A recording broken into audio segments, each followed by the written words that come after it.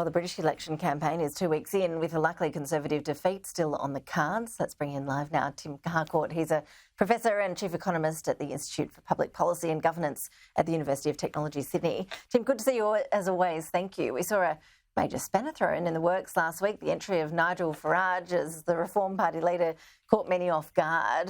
What do you think that means for the Tories? Does it hurt them more than Labor? Yeah, it probably goes into the Tory vote, not exclusively. I mean, the Reform Party were running, but not Nigel Farage himself. So he sort of caught everyone by surprise, probably including the incumbent leader, by throwing his hat in the ring for the seat of Clacton. And look, I think he's really going for a lot of disaffected Tory voters and probably some, traditional Labor voters who aren't very happy about immigration and who probably voted for Brexit. Yeah, well, what platform is he going to be running on this time around? Does his entry mean that the ghosts of Brexit past are still not extinguished? Yeah, the ghosts of Brexit past still have a bit of a power over this campaign and the British economy. I think he's basically going to run pretty hard on anti-immigration policy. They really haven't slowed down immigration, which was precisely the thing that Brexit was meant to do. And he's also, talked about the importance of nationalism and patriotism in Britain. He's warned about extreme Muslim fundamentalism and talked a lot about national security. So he's clearly targeting people who normally would vote Tory, but I imagine there'd be a large working class vote who would be disaffected from Labor too, that he might try and peel off as well. But again, Ash, first past the post, very hard for those minor parties to win many seats. Tim, the whole political landscape across Europe is fascinating right now. We have seen gains to the populist right. We've seen in the Netherlands, France obviously also going to the polls as well. What does that sort of electoral change mean for the UK, do you think?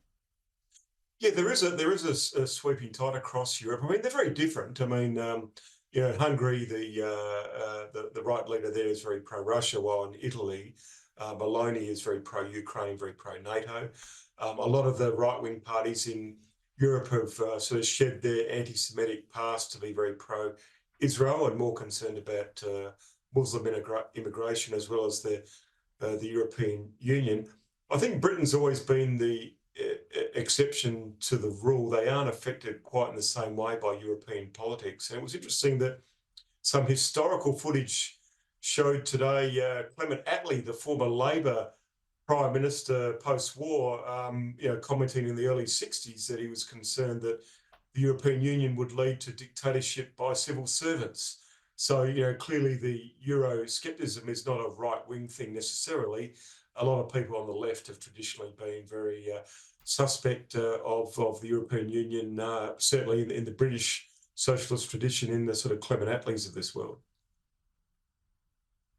Okay, so back to the two major leaders in the UK. Prime Minister Rishi Sunak, he can't seem to take a trick. His D-Day was a disaster. We all remember that picture of him standing in the rain in the first place announcing the election. How's he going? Can he recover? How about the opposition leader, Sir Keir Starmer? Well, Rishi Sunak, he's a bit accident prone, hasn't he, with the umbrella, and then he sort of did the mad dash on D-Day, and there was all these memes of him, laying down a wreath with a suitcase in the other hand and leaving it to David Cameron to finish the job. Really, that's pretty sacrilege in Britain, given it was such a remarkable day with the veterans coming over.